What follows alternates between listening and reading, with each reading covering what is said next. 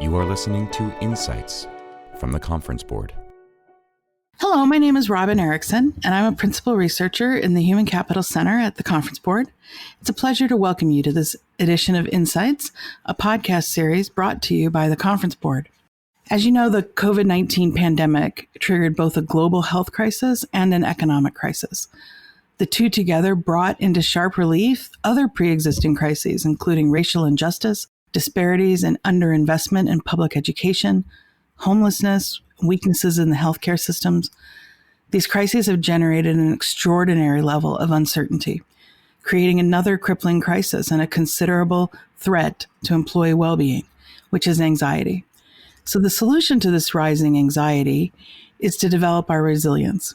And I'm very pleased that today my co-author, Leo Flanagan, is joining me to discuss our recently published report, Developing Resilience to Move Forward Through Uncertainty to New Beginnings. This report and all of our many human capital related COVID-19 related reports can be found on the Human Capital Center curated resources page of the Conference Board's COVID-19 Hub at www.conference-board.org. So welcome, Leo. Could you start us off by talking about the anxiety that people are experiencing and how developing resilience plays a part in solving this crisis? Sure. Thanks, Robin. And thank you for having me here today. So we experience anxiety when our brain is constantly firing. And what actually happens is your amygdala and limbic system hijack your ability to remain calm, to think clearly, and to act effectively. And this is a natural reaction to all the crises that we are experiencing today. So there is nothing wrong with someone because they're feeling anxious or depressed. It becomes a problem when it moves into the disorder category where you're impaired.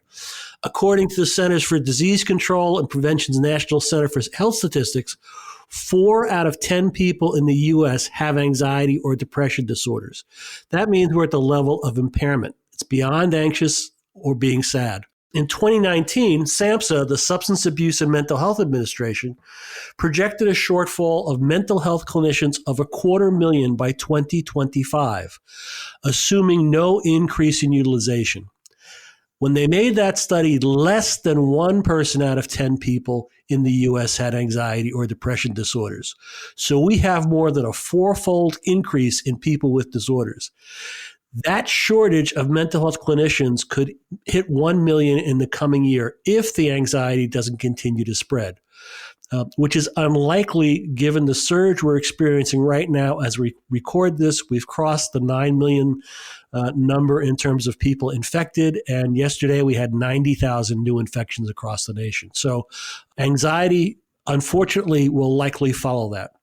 So it's essential that businesses reverse this trend in emotional disorders now, one, because the faster we help people, the easier it is for them to go backwards and become more resilient and be able to think clearly, make good decisions, and have much more energy. So we define resilience as thriving amidst adversity. And we develop resilience by practicing specific behaviors that literally rewire the brain to make resilient behaviors or automatic responses to the constant bombardment of threatening experiences. Thanks so much for that background, Leo. In addition to improving physical and emotional wellness for individuals, what are some other benefits of developing resilience? So resilience has been found to improve lots of business outcomes, better product service quality, higher sales performance, and essential in this environment, being agile in response to changing market conditions.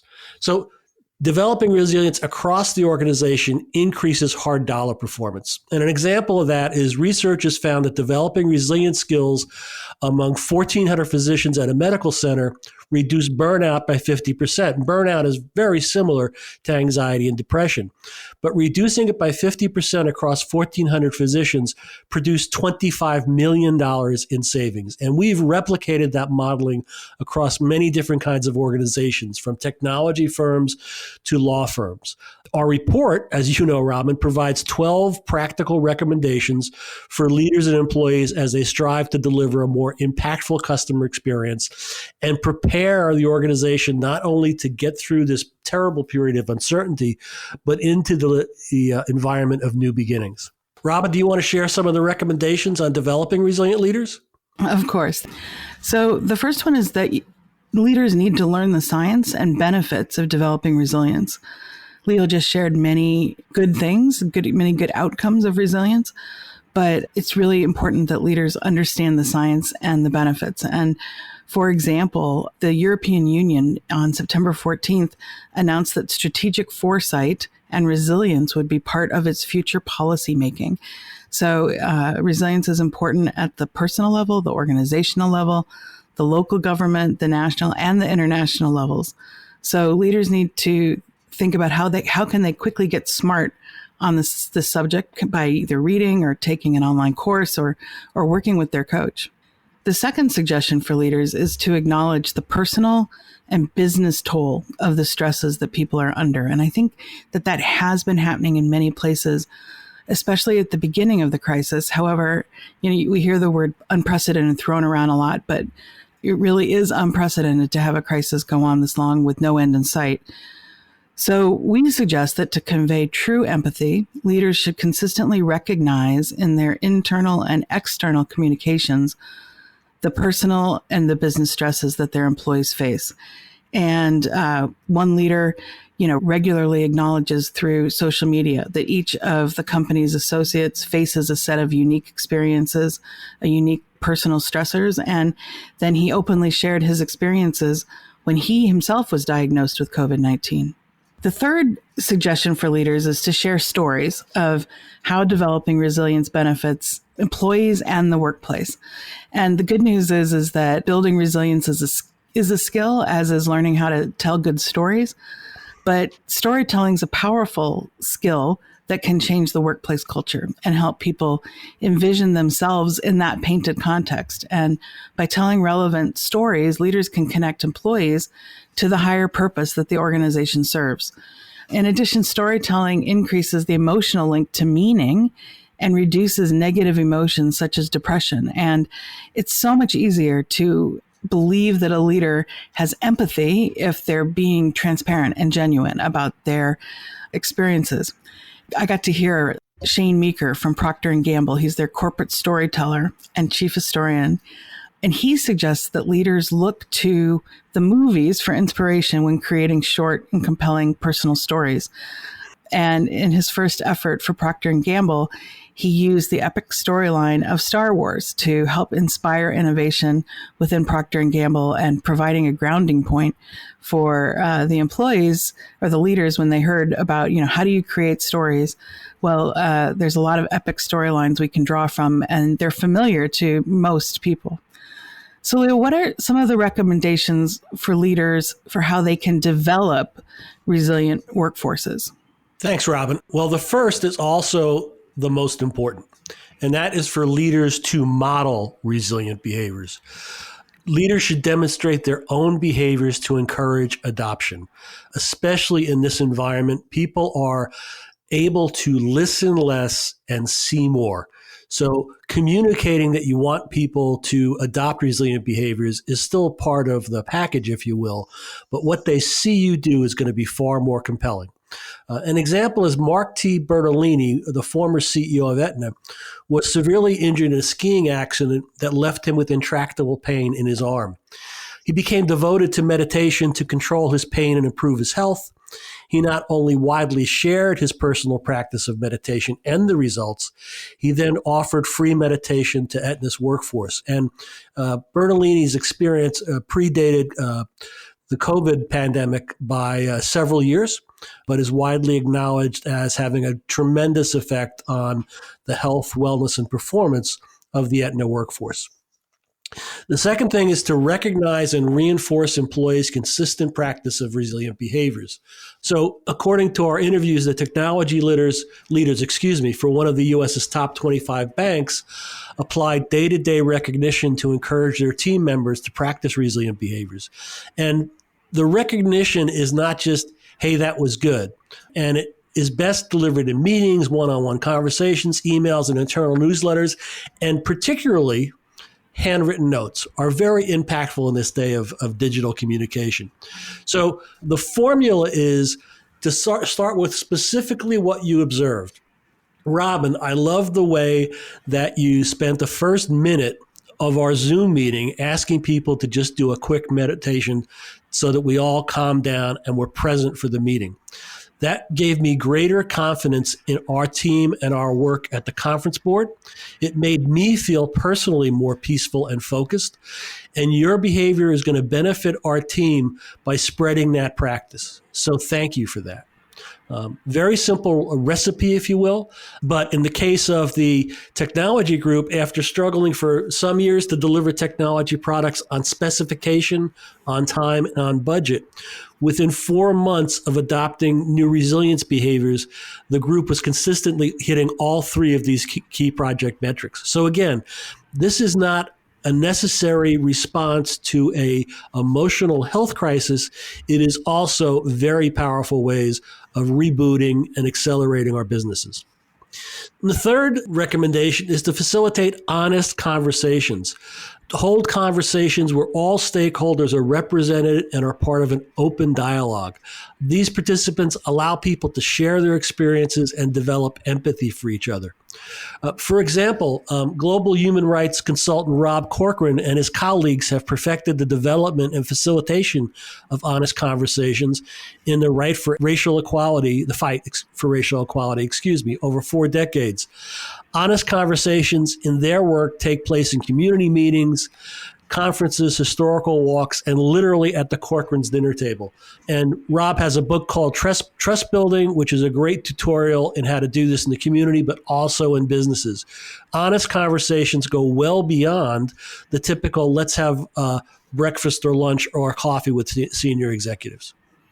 Leo, I completely agree. I mean, and it gets back to what I had mentioned in terms of the fact that leaders really need to have genuine, transparent communications, and because then their employees will be willing to have those honest conversations. So thank you. At this point in our program, we're going to take a short break for some quick announcements, and we'll be back in just a minute or so to continue discussing the latest insights on COVID-19 and developing resilience.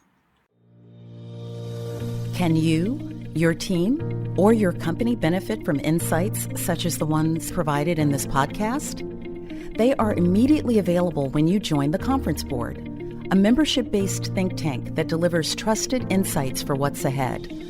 Reaching across industries and geographies, we bring together our noted experts, senior executives from the world's largest companies, and nonpartisan practical research to help you address your most important business issues.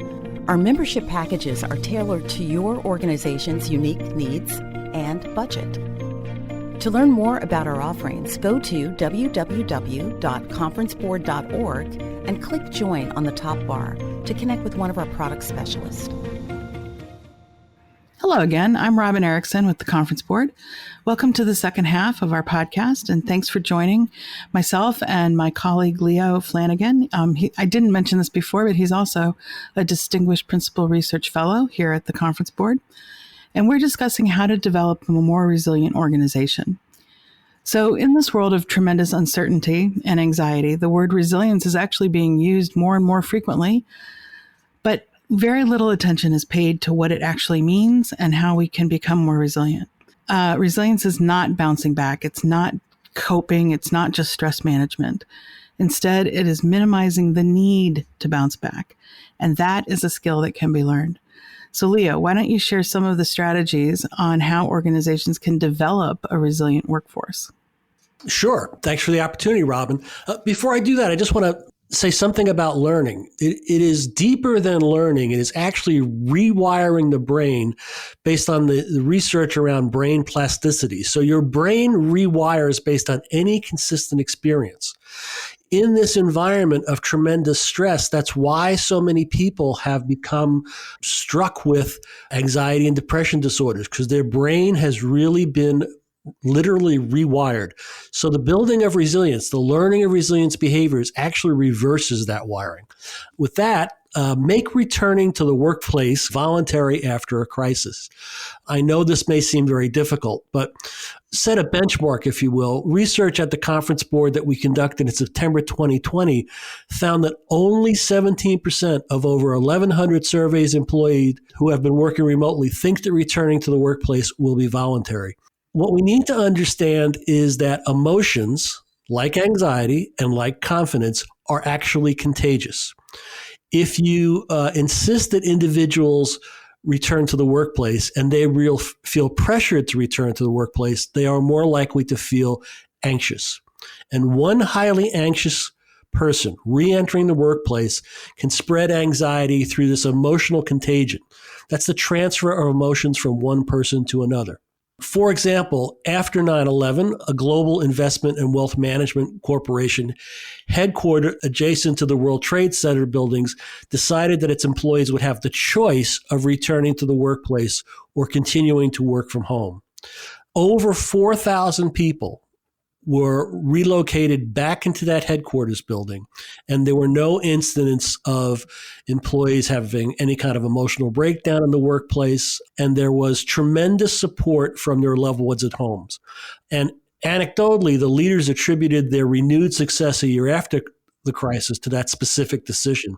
And we've seen how important this is in disaster after disaster since that time. So I realize it may be hard to understand and appreciate, but keep in mind that one anxious employee can make all the other employees anxious. And in the event that you're in retail or restaurants or any kind of business where you have direct connection with the customer, that anxiety potentially spreads to the customer. And by the way, the most recent research says that anxiety not only spreads in person, but it spreads over platforms like Zoom and Skype, etc. Second thing is to train all of your employees to develop their personal resilience skills. I've created a model that has 10 resilience behaviors. However, in this environment, we really think it's appropriate to focus in on just a smaller set. So all of your employees should receive training on focus, pragmatic optimism, and empathy. Focus is the ability to concentrate and decrease distractions while increasing productivity and quality. It is part mindfulness or meditation and part how you structure your day and schedule things. Pragmatic optimism is the belief that the future will be better, in part because of the individual actions each of us take every day.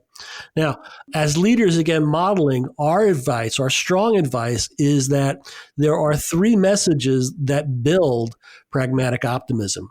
So leaders should regularly communicate that this will end. There is great debate on when it will end and why it will end, but there is no debate that we will come out of the pandemic and we will successfully rebuild and reboot our economy and our societies. And thirdly, that each of us can do small things every day to make the situation better for a small group of people or either one individual. So that's a very important message and a practice for employees to adopt. The third factor that everyone should have is empathy, the ability to perceive what other people are feeling or experiencing from their point of view. It builds closer, more supportive relationships. And what we're finding right now is it's very, very powerful and important to interject empathy-building behaviors in your service processes and your sales processes, especially sales where people are so distracted and have very little outlet for what they're feeling and experiencing that it just creates a huge, powerful bond, even when product isn't specifically spoken about. Third is train leaders at all levels in an additional 2 sets of behaviors, fact-based decision-making and agility. When we're under this tremendous pressure to make decisions, our biases tend to take over rather than facts. And this tendency especially increases for those with the deepest expertise and experience. It is so automatic to say very quickly, I think I've seen this before, which if you think about it is probably not true given this particular environment, and then to make decisions without really looking at the facts. So we have techniques like skillful discussion and strategic assumption surfacing and testing that block the effect of these biases and cause individuals and teams to build decisions that are really grounded in facts. Agility is about providing multiple options for action, with each option having been evaluated against the same objectives or criteria. An example is a digital media company identified 24 potential ways to increase growth, then selected 6 ways to close a revenue gap in the second half of 2019. That analysis was completed by the executive committee in a single day using agility tools rather than the course of many weeks and meetings. And they stayed the course of those decisions. You mean it's better to make decisions quickly instead of having meetings over, 6 weeks or something like that? Especially if you use the agility framework, which, by the way, is also important in making sure the decisions made day in and day out are aligned with your strategy. Definitely. No, we're all spending too much time in meetings. In fact, we're just about to publish a report that said that 60% of the organizations that responded to the survey said that their employees are spending more time in meetings. So anyway, building resilience also goes beyond training, just on developing the resilient skills. So here's an interesting suggestion that I found surprising, and that is that we suggest that employees share the information and training about resilience with those at home. Remember, Leo mentioned that if there's an anxious employee, that anxiety can spread to all the other employees. Well, it's the same thing with us and those with whom we are intimate and we're at home. We don't live in a vacuum. Obviously, COVID-19 has shown us that better than anything else, I think. We're all part of a larger system, and we all depend on those systems. Think about all the things that we couldn't find, just in terms of groceries, during the beginning part of this pandemic. But if employees can share what they know about resilience with their family and friends, the anxiety of those in their systems should also be reduced. So the importance of this sharing was again identified in the aftermath of 9/11 for that global investment company that Leo had mentioned, because as part of the workplace reentry strategy, employees were asked to share with their loved ones at home all the facts that were being shared with them, and as well as all of the measures that the company was taking to ensure their safety. And subsequent surveys found that employees who returned to the workplace did so with much greater confidence. I mean, as Leo said, people didn't come back and seem anxious, but they did so with much greater confidence when the people at home believed two things. One, returning to the workplace was safe, and two, the work itself was important. So Leo, do you have any final thoughts on this topic of resilience for us? Yes, I'd like to revisit weaving resilient behaviors into interaction with customers. I happen to be in Stamford, Connecticut as we record this, and just this morning, unfortunately, we were designated a hot zone again, and so we're rolling back a number of our reopening guidelines in the community to a much more strict set of restrictions. And so that's going to create a lot of stress in the remaining essential businesses, such as grocery stores and other places. And we've seen a spike in, unfortunately, arguments and workplace violence.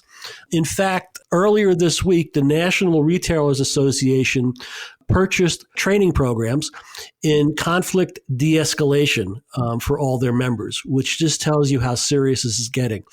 But if you weave resilient behaviors into your customer experience, again, you'll get better loyalty for the long term, and you'll avoid those kinds of very upsetting and frankly somewhat dangerous situations. As an example, I've worked with a global asset management corporation that saw the power of this strategy pre-pandemic. Financial advisors are their major clients, and they hosted a very brief training in how to build empathetic relationships with their clients, the investors. And again, this is pre-pandemic. That training was linked to an especially strong financial ROI within the first quarter after the training was provided. In response to the pandemic, that same corporation conducted 6 one-hour training sessions to help those clients, again, financial advisors, develop the resilience and the resilience of their teams. Now, remember, huge economic disruption. Untold numbers of people worried about losing their homes, losing their businesses, and all of them are reaching out to their financial advisors for advice in a very, very stressful situation.